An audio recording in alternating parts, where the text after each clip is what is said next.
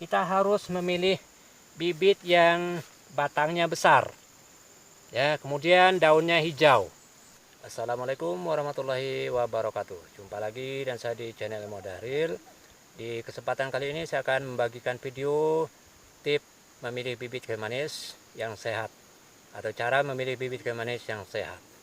Namun sebelum lanjut ke videonya, jangan lupa subscribe, like, comment, and share agar kedepannya channel ini bisa berkembang. Bagi teman-teman yang telah subscribe channel ini, saya ucapkan terima kasih. Bagi teman-teman yang belum subscribe, saya mohon dukungannya dan subscribe channel ini karena subscribe itu gratis. Nah teman-teman, ini adalah bibit kayu manis teman-teman, ya. Bibit kayu manis yang sudah saya lakukan pemindahan kurang lebih 7 bulan yang lalu. Dan sekarang bibit ini sudah tumbuh dengan baik. Nah ini walaupun tidak semuanya rata, ya. Di sini ada bibit yang sudah mencapai ketinggian sekitar 60 cm. Itu artinya bibit-bibit ini sebagian sudah siap untuk dipindahkan, ya.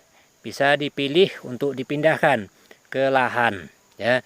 Nah ini pertumbuhannya cukup bagus teman-teman. Dilihat dari pertumbuhan pucuknya yang merah begini. Nah ini sangat bagus pertumbuhannya, ya. Teman-teman bisa lihat, ya, pertumbuhannya itu cukup lumayan tinggi teman-teman, ya.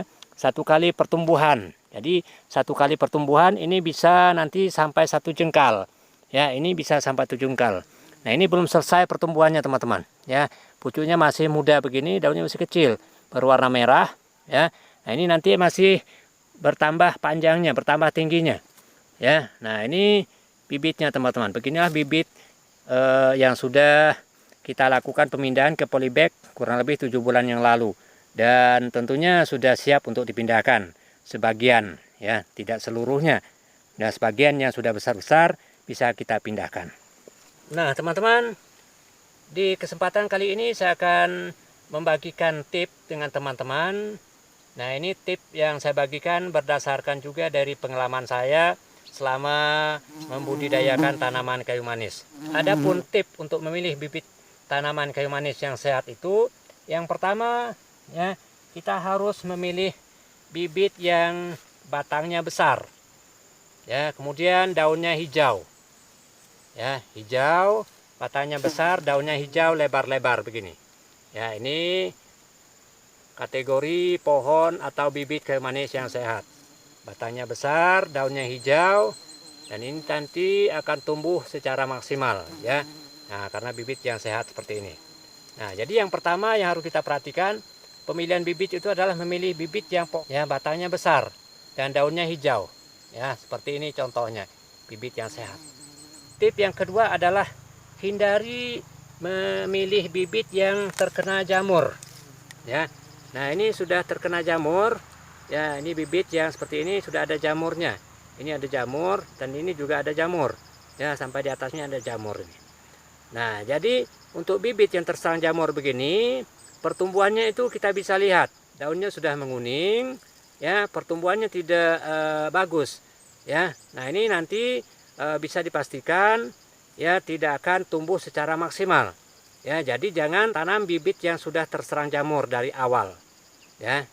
Nah itu tip yang kedua, hindari tanaman atau hindari bibit yang sudah terkena jamur dari awal. Nah itu tip yang kedua untuk memilih bibit kayu manis, ya. Kalaupun nanti kita tanam bibit yang seperti ini, misalnya teman-teman beli bibit, ya, jangan beli bibit yang sudah terserang jamur begini, ya, karena kalau ditanam juga tidak akan bisa berhasil teman-teman, ya. Nah jadi teman-teman akan rugi. Jadi apabila teman-teman mau menanam kayu manis, hindarilah tanaman atau bibit yang sudah terserang jamur. Tip yang ketiga teman-teman, nah ini adalah tanaman kayu manis. Ini bibit juga teman-teman. Nah di sini ada benjolan atau bengkakan, ya. Di bagian bawah ini ada bengkakan, ya. Ini sudah bisa dikategorikan bahwa bibit ini terserang penyakit, ya. Ini sudah bengkak, ya, dan daunnya sudah agak mengeriting, dan sini tidak kelihatan ini akan tumbuh secara bagus, ya. Nah jadi hindari tanaman yang sudah terserang penyakit yang ada bengkakan. Nah kemudian selain bengkakan seperti ini, ya, selain bengkakan seperti ini ada mungkin teman-teman melihat, ya, itu ada tanaman atau bibit yang sebagian pohon bagian bawah ini sudah menghitam, ya, seperti gosong. Nah, itu kalau kita kupas, ya itu sudah mati, ya, itu juga terserang penyakit. Jadi jangan milih bibit yang terserang penyakit seperti itu, ya, yang sudah ada bengkakan seperti ini, yang sudah kelihatan gosong sebagian, ataupun yang sudah terserang kanker, ya. Ini bibit biasanya juga terserang kanker. Jadi hindari bibit yang sudah terserang penyakit, ya. Ini contoh bibit yang terserang penyakit. Yang pertama tadi terkena jamur, ya, daunnya menguning. Nah, kemudian terkena bengkakan sejenis kanker, ya, atau juga sejenis penggerek batang, ya. Nah, ini hindari bibit yang seperti ini, ya. Nah, kemudian untuk yang keempat, ya, kita memilih bibit itu usahakan bibit yang pucuknya itu lagi tidak sedang dalam pertumbuhan, ya.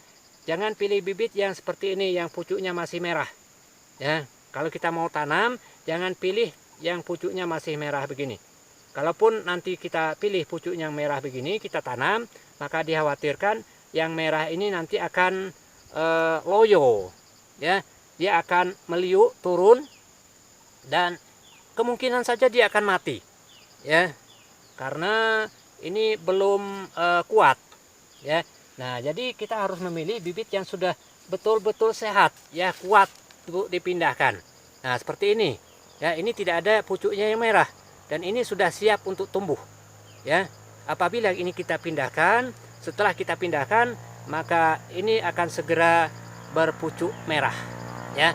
Nah, jadi yang keempat tadi, tip memilih bibit adalah menghindari memilih bibit untuk langsung ditanam yang pucuknya masih merah, ya. Usahakan pilih bibit yang pucuknya sedang tidak merah seperti ini, ya. Nah, ini contoh bibit yang siap ditanam, siap untuk dipindahkan ke lahan, ya. Nah, jadi apabila kita sudah memilih bibit sesuai dengan kondisi bibit yang betul-betul sehat, maka nanti usaha kita dalam budidaya tanaman kemanis insya Allah akan berhasil, teman-teman. Yang penting di dalam budidaya tanaman kemanis itu kita harus bisa memelihara tanaman kita itu, ya. Kalau tanaman kita pelihara dengan baik, maka dia tidak akan mengecewakan yang empunya, ya. Oke, teman-teman, demikian saja tip dari saya. Terima kasih telah menonton. Jumpa lagi dengan saya di video selanjutnya. Wassalamualaikum warahmatullahi wabarakatuh.